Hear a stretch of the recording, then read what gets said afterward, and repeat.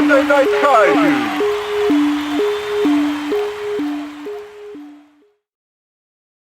Greetings and salutations, my friends. This is Goldy coming at you for a Monday Night Kaiju. And I am here today not at Casa del Golden. We are actually in Cicero, Illinois. Now, if you guys go back and check out my YouTube channel, I did a really nice interview with Damien, who's got one of the coolest Godzilla collections in the Chicagoland area that I've seen. So that's where we are at today. I know you're all jealous and probably wish this was a video instead of a, audio podcast. But guess what? It's not. Ha ha! Who's with me here today? Go ahead and speak. It's me, Josh. Wow. Yeah, right? It's me, Josh. And we have a very special guest with us today. Go ahead and introduce yourself. Hey, what up, everybody? I'm Chrome Kaiju 3000. You might know me from my tour reviews of X Plus on Chrome Kaiju 3000 on YouTube. How you doing? I'm so happy to be here. What's up? And we are happy to have you. We are so happy to have you on Stuff and Things with us, man. I just personally met you myself this week. It's awesome to have always awesome to have guests on the podcast. Always awesome to have people that are, as invested to this world as we are. And we also do have Damien here with us. He's sitting on the floor looking and laughing at us like he always does. He's in timeout. Yeah, he's in timeout. He was a bad boy. He didn't share his figures with me. No, he didn't. He did not even let us into the collector's room because it is He let me in. Oh, man. Just barely, just enough to look. Yeah. You can't touch them. Yeah, it was it's kind of a disaster. It's under construction, but once it's done, I'm sure I'll be able to come in and do a nice little video, and Josh also lives here, but Josh, as I look around, I see a lot of Gamera, horror film stuff, and DC stuff. Yeah, Batman is a hell of a lot better than, your Marvel folks, just saying, Well, he's older. He is, yeah. He is, yeah. He's older. He's older. But we're not here to talk about that stuff. We are here to talk about Godzilla and kaijus and monsters and all that fun stuff. The film that we viewed today was the absolute classic, The Return of Godzilla, 1984.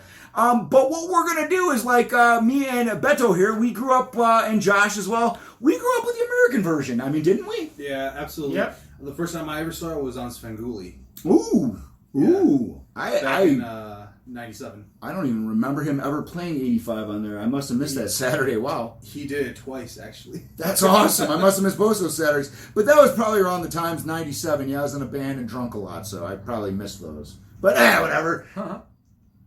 What do you got to say? Say something. Don't just... Look at you twiddling your hands right there. If this was an actual video, you see him just sitting there twiddling his hands, being like, Oh, he's just sitting there beefing. He's like, fire, Godzilla, fire, Godzilla, fire. What about Godzilla? Well, I've just watched the movie. I never watched it on Svengoolie, but I've watched several of the other different Svengoolie kaiju movies that he did, the Gamera ones and everything else. I've seen those, but never 84 through Svengoolie. I mean, that'd be kind of interesting. I might have to try to find it. Oh, it's special. I can bring the tape sometime. Oh, wow. I still have it. Yeah, we have to do that. It's on tape. That's like a must. You guys got a VHS? Damien's shaking his head, so that's a yes. No, we don't have a VHS, but, We know what they say in France, tough titties. Ooh, they do say that. They well, do. because in France they have horrible plastic surgeons. That's why they're so tough. They also eat crepes. Yeah, those really thin pancakes. Yeah, thin pancakes. Yes. Yeah, crepes. Now, back on subject here, guys. Now, again, with everybody in this room growing up with the 85 version starring the always awesome and always super screen presence of Raymond Burr, Now, one thing that I wish that would have been explored a little more in the American version of that is, I don't know about you guys, but there's that scene where Raymond Burr's he's looking for something. What was he looking for, man? I mean, did they even go into anything more about that? Well, I think the idea was that, I can't remember if that scene was after or before when he attacked the nuclear power plant. Yeah. If it was before... I believe it was after. It was because he attacked the power plant, he drops the thing, and then I think the Americans go to find Raymond Burr because they're like, Steve Martin, not of the, Steve Martin fame, but Steve Martin, I'm just letting the people at home who probably know more about Godzilla than we do anyway, but no, I don't know. Either way, I'm just saying... All lies. All lies! Fictionals! But, yeah, I never really understood as a kid. I was like, yeah, but what's he looking for, man? I always thought he was looking for Minya. I thought he was looking for his baby, maybe an egg, a baby Godzilla somewhere, maybe? I always thought he was looking for his Tinder. He could be swipe left.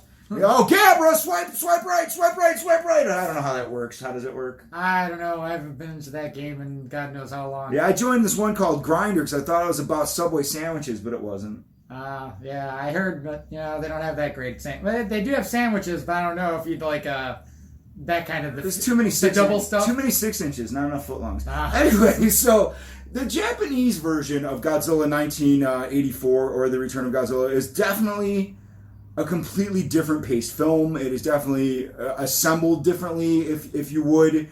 Where the American version is kind of like a teeth and nails, let's get her done, America, a lot of action, fast paced. Where the Japanese version is an absolute, kind of a terrifying retelling of a giant monster coming from the sea and stomping Tokyo again. Yeah, that one is definitely more suspenseful, the Japanese version. It's played out more as like a thriller, horror type. And the American version is more like an action sci-fi. Absolutely. America, like I said, get her done. Exactly. America. Well, it's for how the Americans like. They don't like I'm just going to kind of sit back and just... how it is with the Japanese, they really made it into a masterpiece. Whereas Americans, it's like, okay, we want all this high-paced action, blah, blah, blah, let's go, as you're saying it, get her done kind of thing, just going there. Yeah, absolutely, absolutely. Well, what I can take away from what we're talking about, gentlemen, is the fact that, like, even though growing up loving the American version as much as we do, or the Americanized, the Godzilla 1985, I think if you haven't, you really need to find the Japanese version. And I know a lot of people I know personally are like, oh, I hate subtitles. I'd rather watch the movie instead of read it. And it's like, I get it, but even the dialogue is so different than the American dialogue. Like, extremely different. Like, as we were sitting there, Abito was like quoting out the American quotes, like, on a T when they should have been said. But as you're reading them, it's completely a different... it's a completely different way of projecting what they're saying to Godzilla or what they're doing because, again, America, it's kind of like, and I'm not saying this to be rude, but it was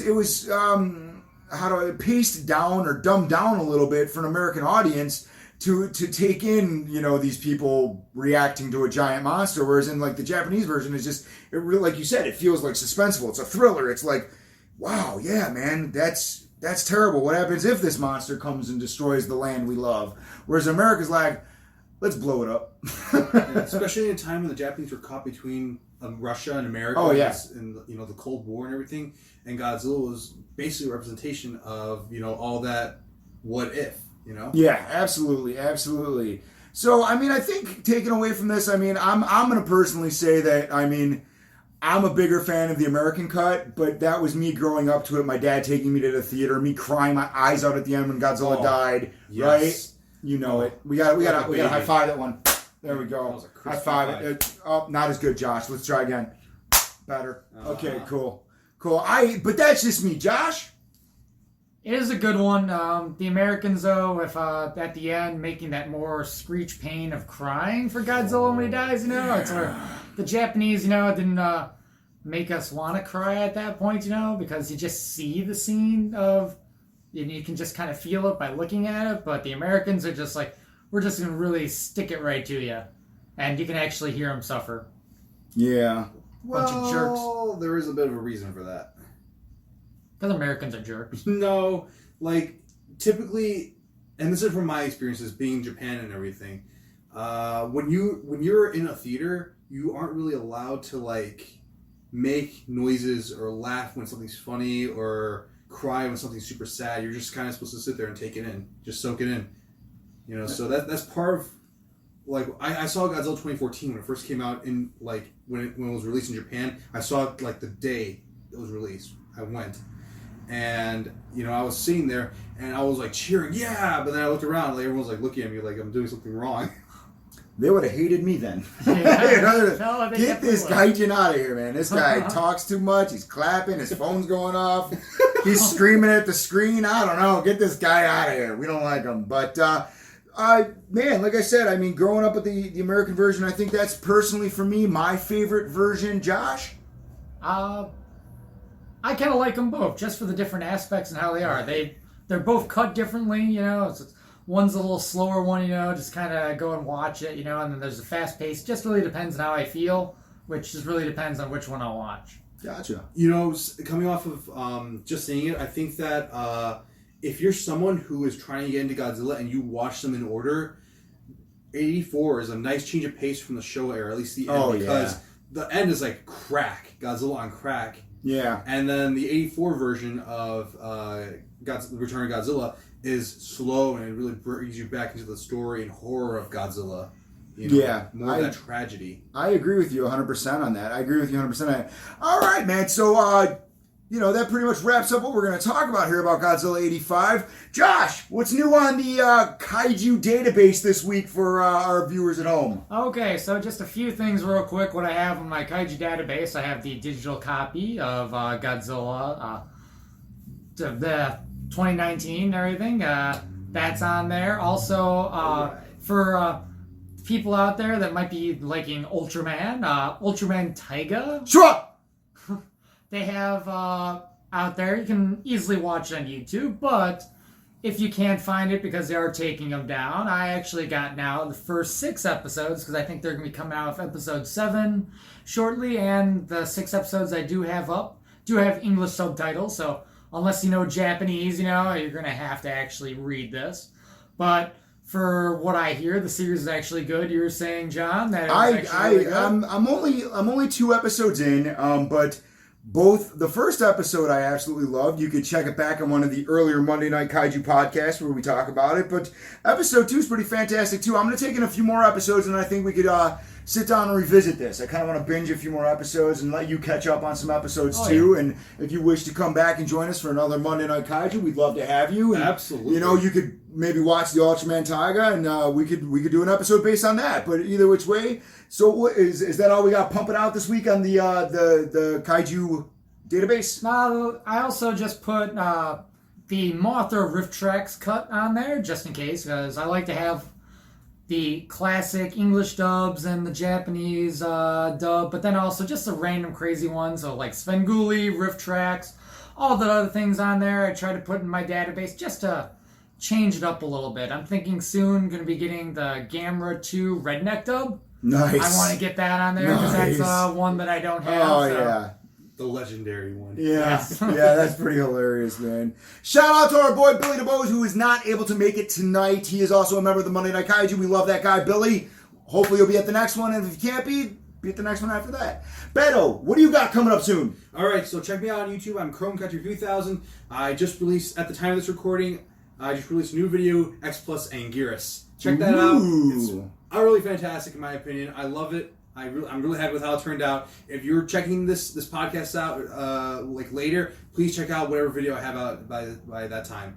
But anyways, please like, comment, subscribe, and remember to push that notification bell because I want you to know when I post stuff. And also check me out on Instagram, Twitter, and Gemmer, where you can see my entire collection up to date. Beautiful, beautiful, beautiful. And as always, this is Goldie. You guys know my toy reviews. They're up, Marvel, whatever I get my hands on, or whatever my sponsor, Stuff and Things sponsor, Mr. Wayne's Pop Culture Collectibles in Westmont, Illinois. #1 spot to get all of your action figure and collectible needs. So whatever they throw my way, I review. And basically, man, I got the X-Men hype train rolling. So be on the lookout for the rest of those reviews. And as for always, this is Goldie for Stuff and Things Monday Night Kaiju. Thanks for tuning in. Josh, sign us out. All right, you guys. Now, re-edit this. Nope. Oh, so this is going how it is. Okay, this is terrible. Thanks for putting me on the spot. Okay, guys. Thanks for listening for this Monday Night Kaiju. Listen in. Like I said, like and subscribe to Beto and here to Goldie. And, you know, also you can hit me up on Facebook, Josh, Shaggy Saraceno and everything. Talk to me about my database. I have lots of other stuff on there you can help me figure out. And till next time. And Beto, thank you so much for being here, man. Thank you for the information. Thank you for joining us. Thank you for watching the movie with us, man. It's been a fucking absolute pleasure. Oh, no, I just swore. Does that break my PG-13 rule? No, you get 1. Oh. I thought it was actually 2 F-bombs in a movie before it goes to R. All right, so on 3, we all say the F word. And that's how we're ending this episode. 1, 2, 3. Goldie here for Stuff and Things, and I'm here to tell you about my favorite local restaurant, the Little Owl Social Pub. The Little Owl, located in Brookfield, Illinois, is a full-service restaurant and bar with a wonderful farm-to-table menu featuring extensive vegan options and focusing on local craft beers. This upcoming Tuesday, August 27th, come on out and celebrate Goldie from Stuff and Things' 43rd birthday with a karaoke extravaganza, and be sure to order our monthly special, a massive Asian-inspired burger that brings the sweet and spicy, only to be called the Kaiju Tower, a special in honor of Goldie available only for the month of August. So that's right, this Tuesday, August 27th at 8 p.m., come on out and celebrate Goldie's birthday at the Little Owl. The Little Owl Social Pub is located at 3747 Grand Boulevard in Brookfield, Illinois, and be sure and tell them Goldie sent ya! For all my wacky Stuff and Things misadventures, be sure to follow Stuff and Things with Goldie on Facebook, Twitter, and Instagram. And be sure to subscribe to my channel. Thanks for watching. Stuff and